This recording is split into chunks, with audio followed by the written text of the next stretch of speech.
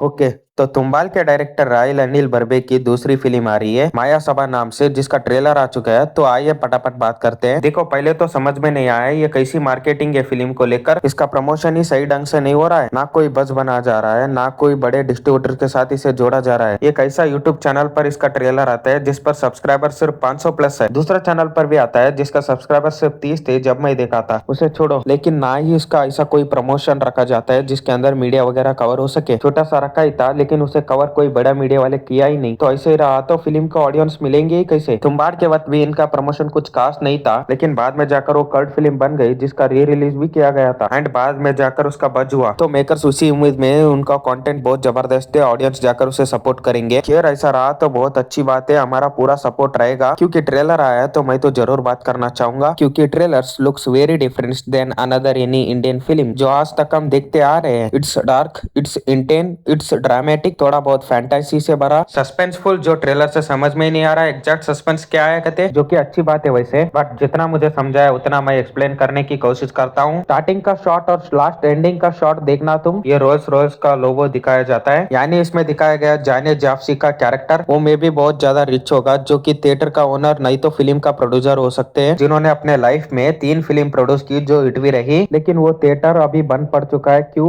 वो पता नहीं, लिटरली वो खंडर बन चुका है। लेकिन एक बात समझ में आती है, और जावेद जाफर का कैरेक्टर यानी परमेश्वर खन्ना को भूलने की कोई बीमारी है, या तो कोई तो मेडिकल कंडीशन रही है जिसकी वजह से उसे कुछ बातें तो याद नहीं रही, जैसे कि थिएटर में छुपाया हुआ 40 किलो सोना जिसे खुद उन्होंने छुपाया था, एंड उसी की भनक भी कुछ लोगों को लगती है, एंड उसी के अंत में वो लोग भी वो थिएटर में आएंगे, परमेश्वर खन्ना के साथ कुछ दिन बिताकर उनसे सोने की इन्फॉर्मेशन वगैरह लेने की कोशिश करेंगे। एंड इसी ग्रीड वाले फैक्टर को लेकर विनोद केआर जी ने तुम्बाड़ जैसे बहुत बढ़िया और हॉरर मूवी बनाई है, एंड उस मूवी में भी छुपा हुआ सोना था और इस मूवी में भी है। सोने से कुछ ज्यादा ही लगाव दिख रहा है अनिल सुर को। लेकिन एनीवेज, फिल्म का प्रेजेंटेशन और टोन काफी ईवी सा है, यानी डार्क है। साला ट्रेलर देखने के लिए मुझे अपने कमरे के सारे लाइट्स बंद करने पड़े, तब जाकर कुछ डिटेल्स पर ध्यान गया मेरा। लेकिन एक बात समझ में आई, जो गोल्ड डोना जा रहा है कभी उसी के बारे में बात तो नहीं कर रहे जावेद सर। अगर कुछ छुपाना है तो लोगों के सामने रख दो, उनको वो चीज नहीं दिखने वाली। इसका मतलब कहीं ये तो नहीं है पूरी फिल्म निकल जाएगी, बाद में पता चलेगा सोना तो सामने ही पड़ा था, ध्यान कैसे नहीं गया। मतलब जो डायलॉगबाजी चल रही है ना भाई, ऑस्कर लेवल परफॉर्मेंस दे रहे हैं अपने जावेद सर। साथ ही एक्टर के पॉइंट ऑफ व्यू से देखे तो सारी कहानी इन चारों के बीच में रहेगी। एक तो जावेद सर है ही, एंड बाकी एक्टर्स में है मोहम्मद सावर जो तुम्बाड़ में भी थे, दीपक दामले जो काफी बढ़िया एक्टर है, आपने शायद अगेन नोटिस नहीं किया होगा, ये वही एक्टर है जो कुम्बाड़ में भी थे। वो बूढ़ा साहूकार वाला रोल याद है आपको? यस, वो सेम ही एक्टर है। एंड साथ में है वीना जानकर,